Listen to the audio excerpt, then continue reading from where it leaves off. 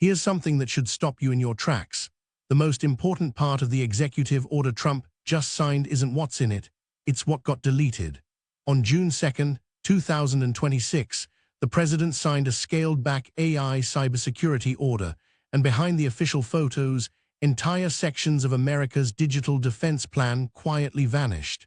Think of it like renovating a house, and instead of adding rooms, knocking down 3 load-bearing walls and hoping the roof holds. Now, an executive order sounds intimidating, but it's actually simple. It's a direct instruction from the president to every federal agency, no vote, no Congress, just a signature that becomes the rulebook overnight. This particular order touches the systems that protect government networks, the same networks holding tax records, military logistics, and the personal data of hundreds of millions of people. The headline version says the order embraces artificial intelligence to hunt cyber threats faster. That sounds great, but the fine print rolls back a long list of security requirements that the previous administration had stacked up over years. Imagine a security guard who gets a shiny new motion sensor, but his boss also tells him he no longer needs to lock half the doors. That's the tension at the heart of this story. Supporters say it cuts suffocating red tape.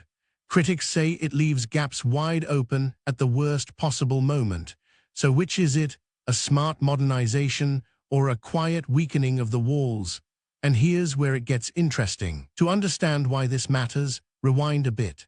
Cybersecurity executive orders aren't new. They've become a kind of policy relay race, where each president picks up the baton and tweaks it. The previous administration built a sprawling framework after a string of brutal attacks. Remember when a single piece of compromised software buried inside a routine update gave hackers a backdoor into thousands of organizations at once? That was the wake-up call. In response, the government piled on requirements. Software vendors had to prove their code was secure, agencies had to adopt digital identity systems, and new rules targeted foreign attackers with the threat of sanctions. Picture a castle that kept adding walls, moats, and drawbridges after every break-in. By early 2026, that castle had a lot of walls and a lot of paperwork. Now think about the cost of all that. Every new rule means audits, compliance officers, and slower rollouts. For small software companies selling to the government, meeting those standards could eat months and a fortune in legal fees. So when the new administration arrived, it inherited this towering, complex structure and asked a blunt question. Do we actually need all of it? That question is the seed of everything that happened on June 2nd. The order didn't appear out of nowhere. It's the latest move in a years-long fight over how much security is enough and who pays for it. But here's what most coverage gets wrong. Let's open the hood and see what this order actually changes. The headline keeper is artificial intelligence for defense. The order directs federal agencies to lean on AI tools that can scan oceans of network traffic and flag suspicious patterns automatically. Think of it as hiring a tireless digital bloodhound that sniffs through billions of events a day, looking for the one that smells like an intruder. A human analyst might review a few thousand alerts in a shift. An AI system can chew through millions. That part of the order survived and even got emphasized. Now for the deletions. The order strips back the strict software supply chain rules. The requirement that vendors formally attest their code is clean before selling it to the government. It pares down a planned digital identity program, the effort to give citizens secure, verified online credentials. And it softens the aggressive sanctions language aimed at foreign hackers. So the message is essentially, trust automated AI defense more, trust mandatory paperwork less. Here's the analogy that makes it click. It's like replacing a strict bouncer who checks every single ID at the door with a high-tech camera system that watches the whole room. The camera might catch more in real time, but if someone slips past while it's booting up, there's no bouncer as backup. The order is a bet that smart detection beats heavy regulation. Whether that bet pays off depends entirely on the details.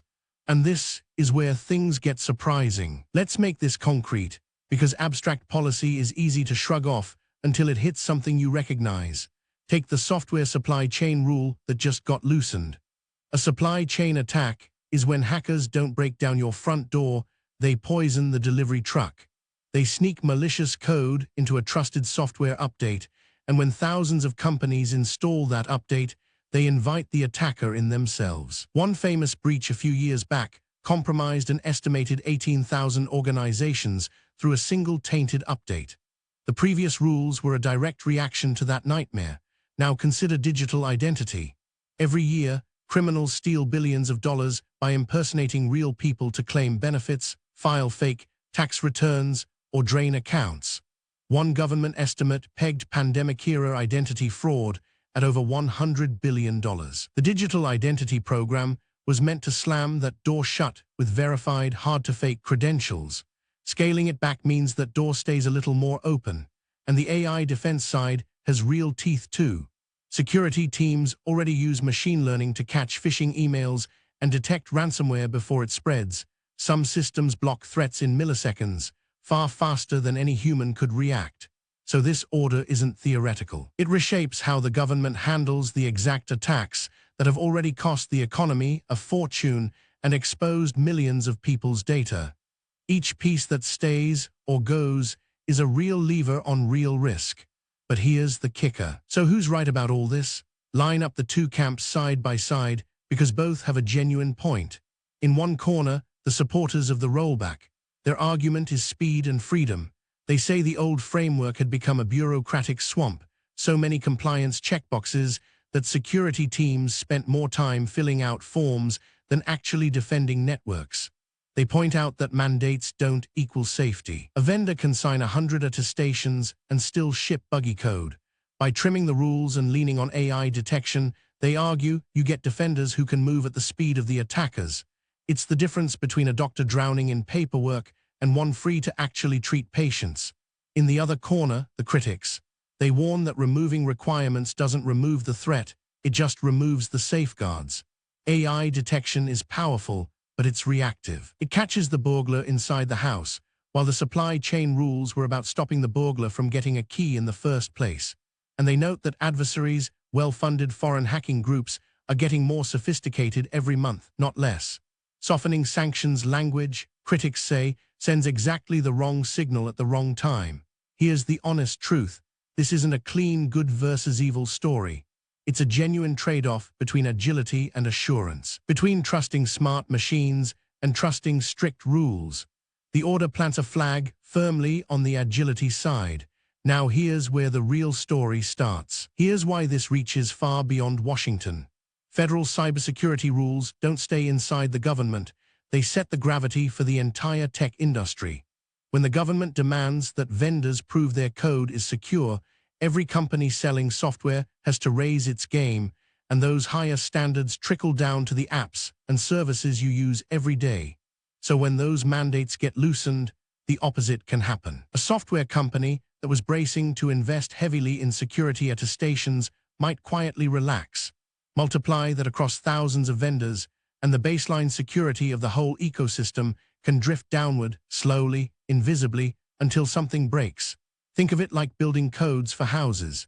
If the city suddenly says you no longer need fireproof materials, most builders won't keep paying for them out of generosity. There's also a global signal here. Allied nations watch what the United States does and often mirror it. A scaled-back posture can ripple into international standards, shaping how the whole connected world defends itself. And then there's the AI dimension. By pushing agencies toward automated threat detection, the order accelerates a future where machines, not humans, make the first call on what's an attack. That's enormously powerful, and it raises a thorny question. What happens when the AI gets it wrong? Flags the innocent or misses the clever?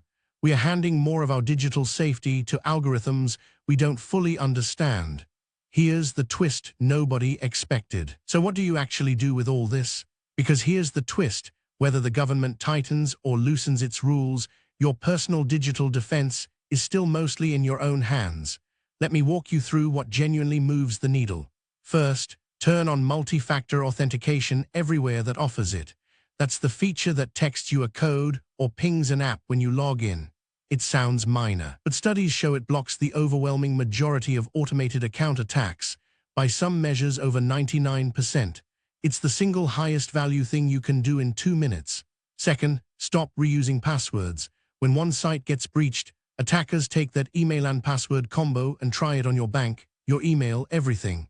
A password manager creates a unique, uncrackable password for each site so one leak can't topple the rest. Third, keep your devices updated. I know those update prompts are annoying, but remember the supply chain story. Most updates exist specifically to patch security holes that attackers are already exploiting. Delaying them is like ignoring a recall notice on your car's brakes. Fourth, slow down on links and attachments. The AI defenses we talked about are great, but the most common break-in still starts with a human clicking something they shouldn't. If an email creates urgency and asks you to log in, treat it as a trap until proven otherwise.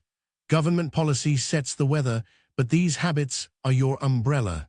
And that brings us to the bigger picture. So here's what this all means for you and what to watch for next. Strip away the politics, and Trump's scaled-back AI cybersecurity order is really one big bet. That smart, automated AI defense can do the job that mountains of rules and paperwork used to do.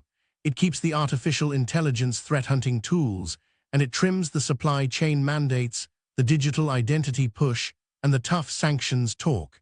If the bet pays off, agencies move faster and security teams stop drowning in compliance. If it doesn't, we may look back and realize we took down walls right before the storm. The honest answer is we won't know for months. So here's what to actually watch. 1. See how federal agencies interpret the new AI detection language, because vague orders get defined by how they are carried out. 2. Watch whether major software vendors quietly relax their security standards now that the pressure is lighter. 3. Keep an eye on the next big breach, because nothing reveals the strength of a policy like a real attack testing it. And remember, the most powerful security upgrade in this whole story isn't sitting in Washington. It's the multi-factor authentication and password habits you control today. The rules will keep changing with every administration, but your own defenses don't have to wait for a signature. If this helped you make sense of the headlines, follow for daily AI news. We break down the stories that actually affect you every single day.